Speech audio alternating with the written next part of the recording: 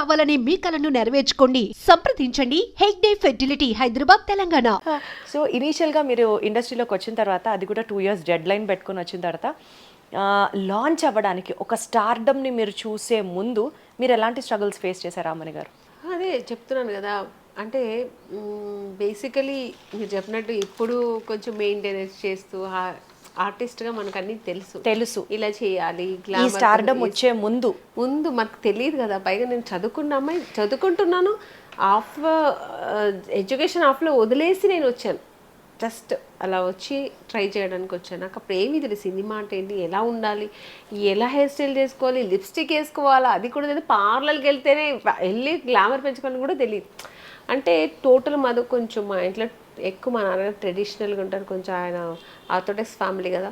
బొట్టు లేకుండా ఇంట్లో ఉండకూడదు, పూలు లేకుండా ఉండకూడదు, ఇంట్లో చేతిలో గాజులు లేకుండా ఉండకూడదు, ఒంటి నిండా బట్టలు వేసుకోవాలి, ఇలా నాన్నగారు పెంచారు. సో నాకు ఇవన్నీ కొత్త అనిపించింది వచ్చినప్పుడు. అందుకని కొంచెం టైం పట్టింది నాకు. నా సినిమాకు సపరేట్గా ఇలా తయారవ్వాలని కనుక్కోవడానికే కొంచెం టైం పట్టింది.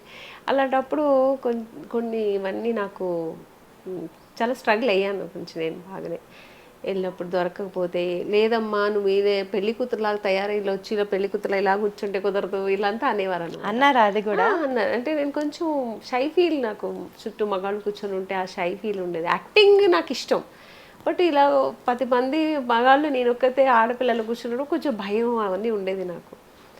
సో అదంతా పోవడానికి నాకు ఒక 1 year పట్టింది నాకు.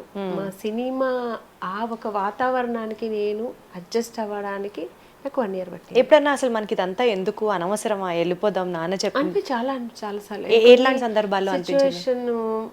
ఇప్పుడు అది వెళ్తాము, ఏదో పెద్ద ఆశతో వెళ్తాం, అబ్బో ఇప్పుడు దొరికిపోతుంది, నేను హీరోయిన్ అయిపోతే ఇవాళ అయిపోయింది, రేపు షూటింగ్ వెళ్ళిపోతాం అని ఆశతో వెళ్తాము. అక్కడ వెళ్ళిన తర్వాత వాళ్ళు డ్యాన్స్ చేయమంటారు, యాక్టింగ్ చేయమంటారు, ఆడిషన్ అన్నీ చేస్తారు, అంతా బాగుంది, ఫొటోస్ బాగానే చెప్పి పంపిస్తామని మళ్ళీ కాల్ రాదు.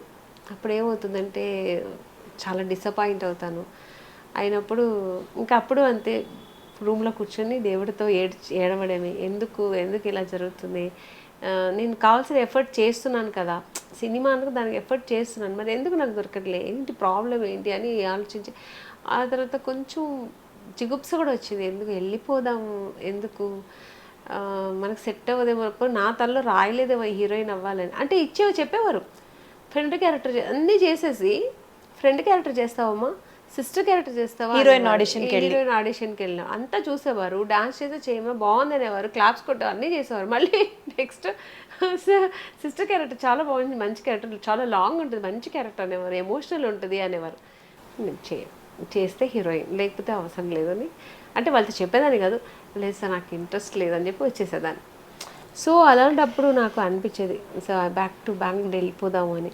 అప్పుడు మా మమ్మీ ఎక్కువ ధైర్యం ఇచ్చింది, ఎందుకు ఇంకొక 6 months ట్రై చేద్దాం, టైం ఉంది, నువ్వు చిన్నపిల్ల కదా, ఏం కాదు, ట్రై చేద్దాం, దొరకలే అంటే మనకు ఉంది, మనకి ఇల్లు ఉంది, మా ఊరుంది, హ్యాపీగా వెళ్ళిపోదాం, ఇవేం అనుకుంటావు అది చేద్దాం, కానీ ఎందుకు ట్రై చేద్దాం అని అమ్మ ఇచ్చిన భరవసతో అలా ధైర్యంతో ముందుకెళ్ళాను. సక్సెస్ అయింది. సూపర్ అసలు.